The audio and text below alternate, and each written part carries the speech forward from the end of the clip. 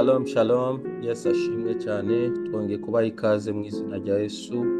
Imana ibahe umugisha mwebwe mwese mukomeje kubana natwe mu bihe byiza byo gusenga, haba kuri Zoom cyangwa kuri YouTube channel Dika Gospel TV. Yesu abahe umugisha mwinshi cyane.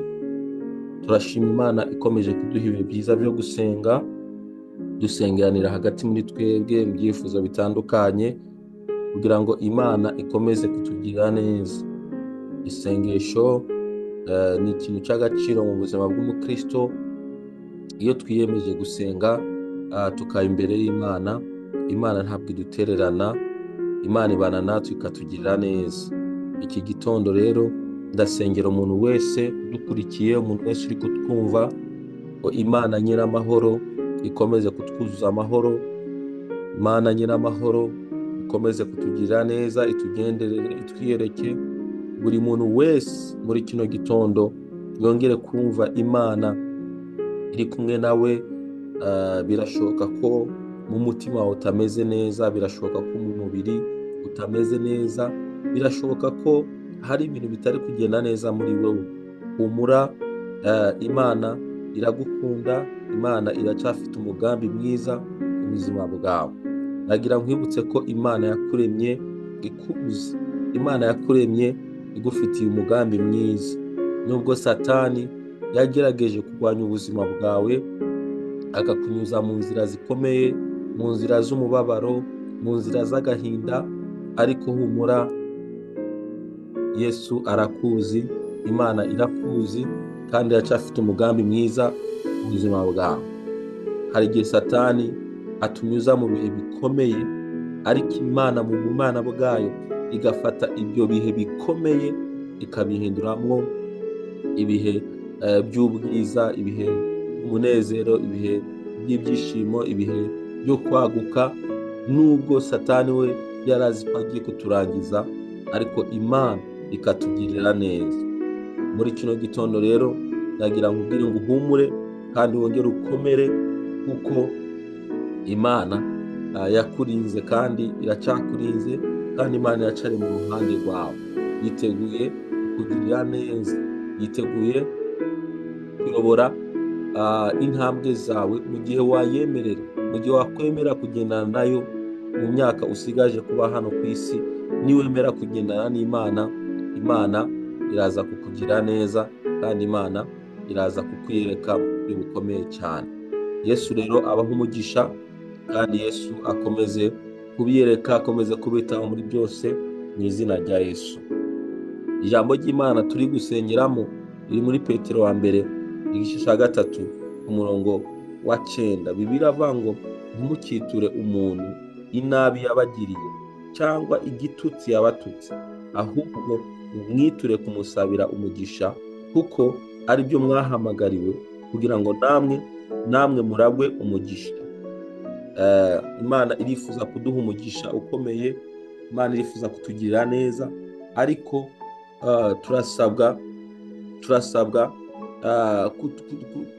kudasubiriza abantu mu nkoko, cyangwa se kutitura abantu inabi batugiriye. Ni ukuri muri iyi si tugenda duhura n'abantu bakatugirira nabi, bamwe bakaduhemukira, bamwe bakatwicira, bamwe bakadutwara ibyacu, bakaduhohotera mu buryo bumwe cyangwa ubundi. Ariko Imana iradusaba kugira umutima wo kutihorerana no kutiturirana inabi. Umuntu nakugirira nabi uzamusengera, ntabwo biba byoroshye, ariko nibyo Imana idusaba. Kubikora birimo umugisha wacu, kubyumvira birimo umugisha wacu. Muri kino gitondo nagira ngo wongere utekereze mu buzima bwawe, abantu bose baguhemukiye, abantu bose bakugiriye nabi, abantu bose bakwitwayemo nabi, bakurenganije, bakwambuye, ubasabire umugisha ku Mana. Ntabwo ari ubujyajya, ariko nibyo Imana idusaba, kuko natwe niba twemera Imana kandi tukayizera, Imana yatugirira imbabazi. Ni kenshi twahemukiye Imana, kandi birashoboka n'uyu munsi ko tukihemukira mu gukora ibyaha, mu kugendera kure y'ijambo ry'Imana, ntidukore icyo ijambo ry'Imana ridusaba. Igihe cyose natwe tudahagaze mu ijambo ry'Imana ngo dukore icyo ijambo ry'Imana ridusaba, tuba turi guhemukira Imana. Ariko Imana kubera ko ari nyembabazi, igihe cyose tuje imbere yayo itugirira imbabazi, ikatugirira ubuntu. Ibyo rero nibyo natwe Imana idusaba. Imana iradusaba ngo dutekereze abo bantu bose batugiriye nabi, abo bantu bose baduhemukiriye, tubababarire, niturangiza tubasabire ku Mana kugira ngo umugisha w'Imana ukomeze kuza ku buzima bwacu. Umurongo wa 10 uravuga ngo kuko byanditswe ngo ushaka gukunda ubugingo no kubona iminsi myiza abuze ururimi rwe rutavuga ikibi n'iminwa ye itavuga iby'uburiganya. Imana ntabwo yifuza ko akanwa kacu kavuga ibi, ntabwo yifuza ko akanwa kacu katura amagambo atari meza. Uyu munsi wongere utekereze ku magambo uvuga.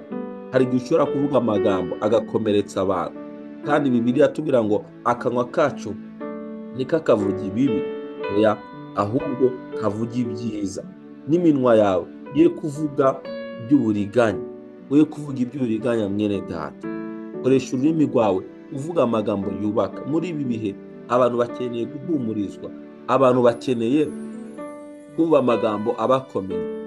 Ibyo tuvuga, ibyo twandika ku mbuga nkoranyambaga byose bigomba kuba ari ibintu byubaka abantu, bigomba kuba ari ibintu bihumuriza imitima y'abantu. Imana irifuza muri kino gitondo ngo Imana nyina amahoro ikomeze umutima wawe. Haleluya, haleluya. Imana nyina amahoro ikomeze umutima wawe. We kwandika amagambo acumuza abantu, we kuvuga amagambo aca intege abantu, oya. Nk'umwana w'Imana, niba warakijijwe, yewe niba utaranakizwa, wakira agakiza, wizere Yesu ahindura ibitekerezo byawe kugira ngo abantu be gukomerezwa n'ibyo uvuga, be gukomerezwa n'ibyo wandika, ahubwo bubakwe n'amagambo aturuka mu kanwa kawe. Rero buza ururimi rwawe rutavuga ikibi, ntujye wemera ko ururimi rwawe ruvuga ikibi. Ikindi, haleluya, n'iminwa yawe ye kuvuga iby'uburiganya. Ibyo ni byo Imana idusaba muri kino gihe. Abantu bararushe mu mitima, abantu bahuye n'ibintu bikomeye cyane, barakomeretse, bakomerekejwe n'abantu, bakomerekejwe n'abavandimwe babo, bakomerekejwe n'abo bakorana. Ariko Imana iragusaba, wewe uri kuranyumva muri kano kanya, iragusaba kuvuga amagambo yubaka. Birashoboka ko nawe wakomerekejwe, wowe dukurikiye, birashoboka ko wakomerekejwe, ariko ntiwemere guheranwa n'agahinda, ahubwo usaba Imana muri kino gitondo kugira ngo Imana ikuzuze ibyiringiro bisha, ikuzuza amahoro kugira ngo nawe ubashe gutanga ihumure ku bandi. Ngo kandi kuri 11 ngo azibukire ibibi akore ibyiza, ashaka amahoro ayakurikire kugira ngo ayashikire.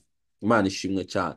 Zibukira ibibi, ikintu cyose kibibona kitambitse imbere yawe kizibukire, ntugihe umwanya, ntugitindeho, oya, kizibukire. Mu yandi magambo, kireke gitambuke kitagize icyo kigutwara, ntiwemerere ikibi. Imana idufashe cyane. Ngo azibukire ibibi akore ibyiza, ikindi ashaka amahoro, haleluya, ayakurikire kugira ngo ayashikire. Amahoro tuyakurikire kandi tuyashikire. Nta handi rero hari amahoro yuzuye uretse kuba muri Kristo Yesu. Yesu yabwiye abigishwa ngo mbasigiye amahoro, kandi amahoro bahaye ntabwo ari amwe isi itanga, oya, ni amahoro aturuka ku Mana. Amahoro y'isi atanga nayo akanya gato, ariko amahoro Imana itanga ni ay'iteka ryose. Niba ukeneye amahoro, we kuyashakisha mu nzoga, we kuyashakisha mu busambanyi, we kuyashakisha ibintu byose ushaka byatuma unezerwa wishima, ntukabishakishe mu isi, oya, bishakire mu Mana. Imana niyo izakugirira neza ikakuzuza amahoro. Haleluya. Imana ibahe umugisha, Imana ibagirire neza. Tuzakomeza dusoma muri iki gitabo cya Petero, ariko muri kino gitondo nagira ngo nkwibutse ngo ntiwemerere akanwa kawe, ntiwemerere ibitekerezo byawe kuvuga amagambo akomeretsa abandi, ahubwo ujye usaba Imana kugira ngo igushoboze kuvuga amagambo yubaka kandi akomeza abayumva. Yesu abaho umugisha, Yesu abagire neza, kandi umugambi w'Imana urakomeje ku buzima bwacu. Twe gucika intege, twe kumva ko birangiye, ahubwo ibyiringiro byacu bikomeze kuba mu Mana. Reka dusenge. Mana, turagushimiye kuri Imana igira neza. Turagushimiye kubwo iki gitondo cyiza, igitondo cy'umugisha uduhaye Mwana. Ijambo ryaradusaba ngo kutitura inabi ngo batugiriye nabi, kandi ngo akanwa kacu ke kuvuga amagambo y'uburiganya, ke kuvuga ibibi. Ndasenze mu izina rya Yesu Kristo kugira ngo utange imbaraga ku bantu bahemukiwe, bagiriwe nabi, kugira ngo nabo babashe kubabarira ababagiriye nabi. Ndasenze kugira ngo akanwa kacu Mwami ke kuvuga amagambo y'uburiganya, ke kuvuga amagambo akomeretsa, ahubwo akanwa kacu ukuzuyemo amagambo y'ubwenge, amagambo ahumuriza imitima. Uzoba ukoze Mwami Imana. Nanone turasenze ngo uturinde gukora ibibi, uturinde kugendera mu kigare cy'abatekereza gukora inabi, ahubwo uduhe gukora neza. Muri ibi bihe turimo, abantu bakeneye guhumurizwa, abantu bakeneye gukomezwa, kandi ni twebwe twakomeye, twe twakijijwe, tugomba guhagarara muri uwo mwanya kugira ngo duhumurize imitima y'abantu. Ndasenze mu izina rya Yesu kugira ngo ihumure ryawe rimanukire imitima ya benshi, abahuye n'ibikomere, abakomerekejwe n'abantu, uwakize ibikomere, kandi ubahe n'imbaraga nabo zo gukomeza abana. Uzoba ukoze Mwami Imana. Natuye umugisha ku bantu badukurikiye nonaha n'abazadukurikira bose. Umugisha wawe babeho, ineza yawe tubeho twese, kandi ukomeze kutugira neza muri byose. Urakoze Mwami Imana. Turagushimiye, icyubahiro gikomeze kuba icyawe ubu n'iteka ryose, mu izina rya Yesu Kristo. Amen. Imana ibahe umugisha, Imana ibagire neza. Mwibuke gusangiza abandi iri jambo kugira ngo nabo bahabwe umugisha. Mwarahezagiwe. Shalom shalom.